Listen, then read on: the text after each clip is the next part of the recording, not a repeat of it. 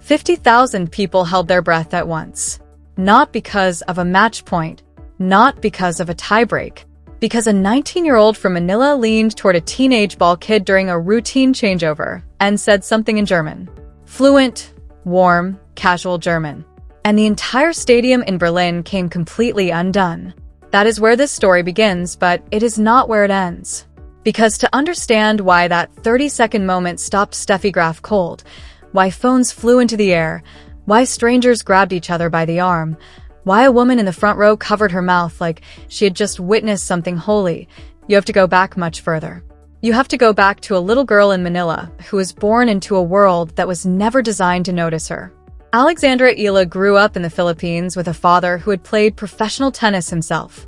Michael Eala watched his daughter on a court and recognized immediately that what he was seeing was not ordinary. There was something in the way she moved, the way she read the ball, the way she carried herself in competition that told him this required more than local development could offer. So the family made a decision that most families would never have the courage to make. They sent her to Spain. Specifically to the Rafa Nadal Academy in Manacor, one of the most demanding tennis development environments on the planet. A place where mediocrity is not tolerated, where 12-hour training days are standard, where homesickness is treated as your problem to solve, not the institutions. Most kids sent their struggle to survive the first 6 months. Eala didn't just survive. She climbed. She absorbed the coaching, the culture, the competition, the language, the entire European tennis world that surrounded her, and she came out the other side sharper in ways that had nothing to do with her backhand. In 2022, she won the Junior Australian Open. Later that same year, she won the Junior US Open. 2 Grand Slam junior titles in a single calendar year, making her the first Filipino in history to win a Grand Slam title at any level. She did this without a major sponsor. Without the institutional machinery that usually launches young players into global consciousness. Without the kind of media narrative that the sport typically builds around its chosen heirs. She did it quietly, methodically, on pure merit. And the tennis world applauded politely and mostly moved on. But here's the part of her story that nobody told properly at the time. The part that makes everything that happened in Berlin not just surprising, but completely inevitable once you understand it.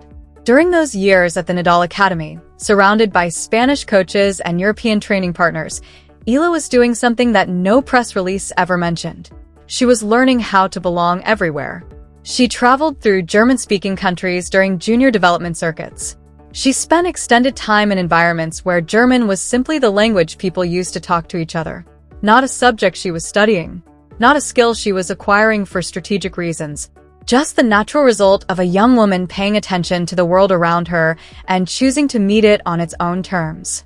So when she arrived in Berlin for that tournament, she was not a visitor arriving in someone else's country hoping for a warm reception.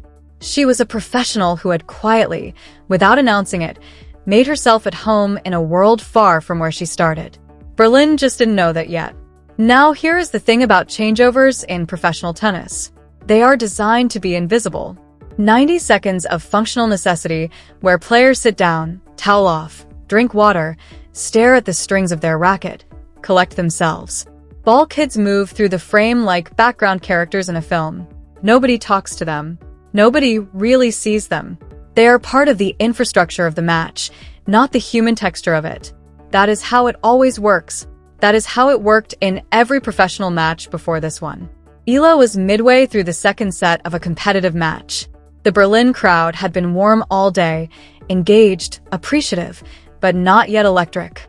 The kind of audience that was watching carefully but hadn't yet been given a reason to fully open up. Then a young German ball kid, maybe 14 or 15 years old, came to retrieve a towel from Eala's end of the court. Standard procedure. A 5-second interaction that happens dozens of times per match and registers in nobody's memory afterward. Eala looked up, and instead of the nod, the half-smile, the polite transactional silence that every other player on tour would have offered, she spoke. In German. Not textbook German delivered with careful pronunciation. Not phrases memorized for a press conference. Real, warm, colloquial German. The kind that only comes from actual immersion. The kind that signals to a native speaker that you genuinely know their language rather than performing familiarity with it. The ball kid's face changed instantly. Shock first, then this enormous grin that spread all the way up to her eyes, visible from the front rows, visible from halfway up the stands. And the people sitting closest heard it first. Then the rows behind them understood. Then the sections beyond that caught on. And then, the whole stadium erupted in a way that had absolutely nothing to do with the score. Not a gradual build. An explosion. Immediate, overwhelming, collective. The sound of 50,000 people falling in love with someone at exactly the same moment. Eala looked around the stadium with an expression that told you everything you needed to know about her. She seemed genuinely caught off guard by the reaction. Not performing surprise. Actually surprised. As if speaking German to a German teenager on German soil had required no calculation whatsoever, as if it had simply been the obvious human thing to do in that moment, and she hadn't anticipated that anyone would find it remarkable. That authenticity is precisely what pushed the crowd over the edge. Because here is what every person in that stadium understood without needing it explained. This wasn't a PR move. This wasn't a brand strategy. This wasn't a media-trained athlete deploying a carefully rehearsed charm offensive for strategic visibility. This was a young woman from the Philippines who had taken the time, somewhere in the relentless grind of training and traveling and competing, to learn the language of a country she visited. Not because her agent told her to, not because it helped her win matches, because she wanted to connect with people, because when you walk into someone's home, you try to speak their language. And somewhere in the section reserved for tournament dignitaries and former champions, one person processed all of this without moving a single muscle. Steffi Graf. Frozen. Completely, utterly still. Now understand what that stillness means coming from her specifically. Graf spent 15 years at the absolute top of professional tennis. 22 Grand Slam singles titles. A calendar year Golden Slam that nobody in the history of the sport has replicated. A career defined by precision, dominance, and a composure so legendary it became part of how German tennis identity understood itself. This is a woman who has seen everything the sport can produce. Every kind of talent, every kind of pressure, every kind of remarkable athletic moment. She does not freeze. Except she did. And the cameras caught it in extraordinary detail. Because what Graf was witnessing in that moment reached far back into her own history in ways that very few people in that stadium could fully appreciate. The Berlin crowd carries a specific emotional relationship with tennis built across decades, shaped significantly by Graf herself and by Boris Becker and by a generation of German champions who made this sport feel like a national inheritance. German tennis crowds are not passive. They are knowledgeable, proud, and when genuinely moved, they produce an emotional volume that transforms an athletic venue into something different entirely. Something closer to a shared experience than a sporting event. What Eala triggered in 30 seconds was all of that unleashed at once. Within 4 minutes of play resuming, the clip was already spreading. Not through official tournament channels, which were still broadcasting the match. Through personal accounts and fan pages, and the informal digital architecture that modern sports culture has built specifically to catch the moments that broadcast television misses. The hashtag began trending in Germany within the hour. Filipino fan communities, already among the most organized and passionate supporter groups in contemporary women's tennis, amplified it globally within 90 minutes. The numbers climbed with the velocity that only happens when a piece of content requires zero explanation.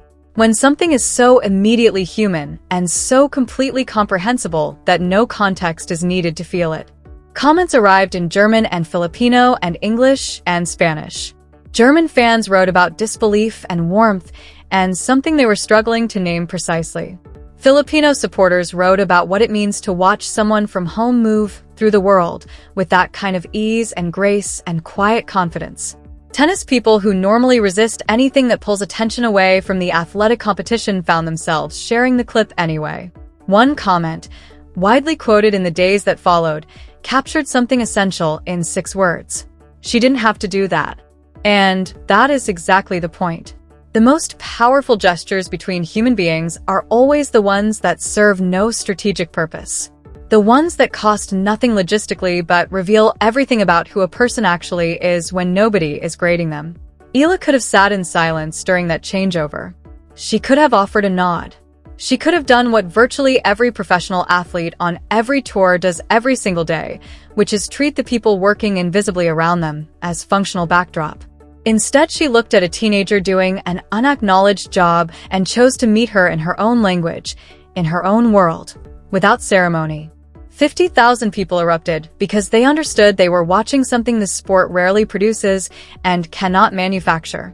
A moment of connection so genuine, so unplanned, so utterly human that the competitive machinery of professional tennis simply fell away around it.